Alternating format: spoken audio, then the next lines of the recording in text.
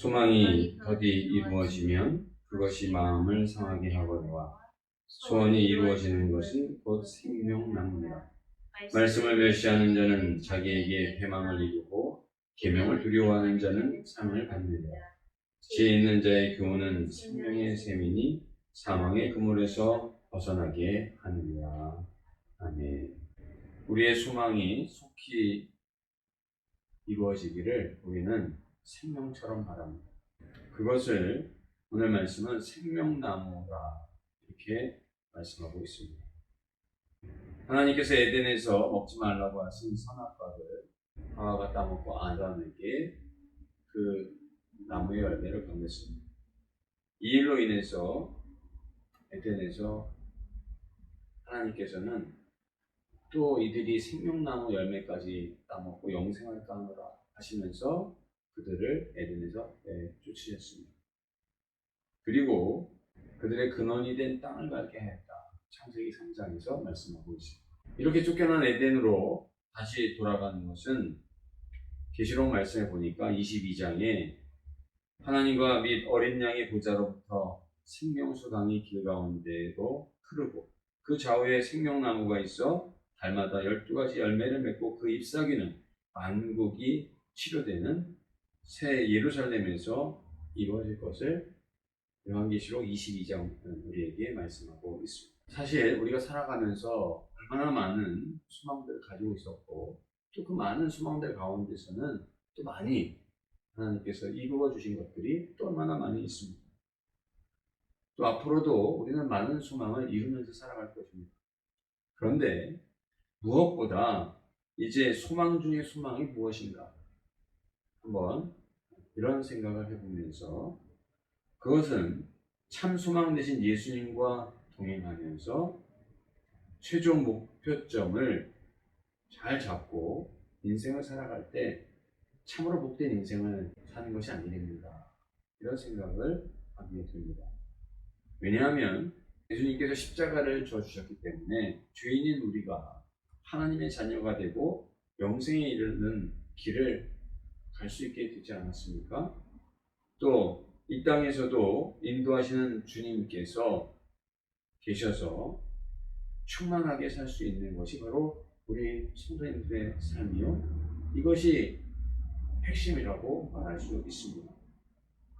지갑을 잃고 돈을 잃어서 집에 가는 기차표를 사지 못해서 갈 수 없다라고 한다면 아마 앞이 캄캄할 것입니다.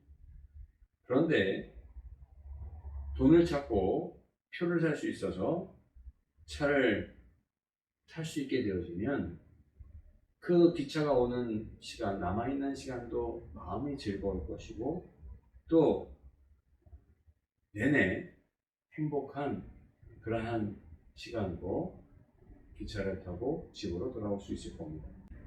하물며 모든 것이 로마서 8장 28절에 하나님을 사랑하는 자, 곧 그 뜻대로 부르심을 입은 자들에게는 모든 것이 협력하여 선을 이룹니다. 말씀을 하셨는데 우리에게 모든 것을 이끌어 주시는 주님께서 계시는데 우리가 주님을 잃어버리지 않고 주님과 함께 동행한다고 한다면 그 길이 얼마나 즐겁고 복된 길이 되겠습니까?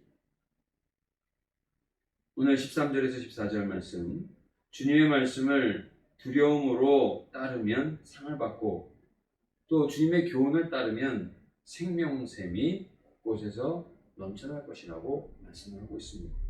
반대로 사람이 내 안에 거하지 아니하면 가지처럼 밖에 버려져 마르나니 사람들이 그것을 모아다가 불에 던져 사르느니라.